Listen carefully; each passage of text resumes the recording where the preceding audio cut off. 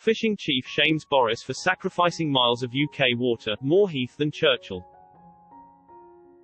Boris Johnson has been accused of an almost complete capitulation in terms of taking back control of UK waters after Brexit by an industry chief, in a caustic assessment of the trade deal unveiled on Christmas Eve.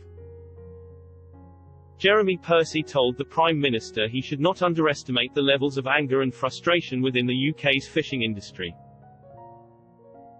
The agreement, thrashed out by UK negotiator Lord David Frost and EU opposite number Michel Barnier after many months of tortuous negotiations, was trumpeted by Mr Johnson as having stuck to Britain's red lines in every area. His view was not shared by Mr Percy, who is the chairman of the new Under-10s Fishing Association, NUFTA.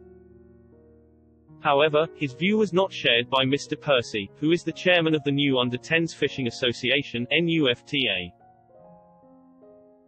He told Express.co.uk he had discussed the deal during a conference call with George Eustace, Secretary of State for Environment, Food and Rural Affairs, and Victoria Prentice, Under-Secretary of State for Farming, Fisheries and Food, and had been told by Mr Eustace, "We didn't get as much as we wanted."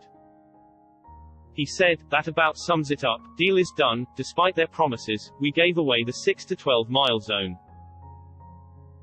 There were 17 Belgian beam trawlers on the 6-mile line between Hastings and Brighton. No wonder there is no fish getting inshore. There will be no change after 5.5 years despite what they say. I've had loads of calls from inshore fishermen, ranging from tears to despair. An almost complete capitulation, so nothing much else to say. Comparing Mr Johnson to two former Tory Prime Ministers, he said, Heath rather than Churchill.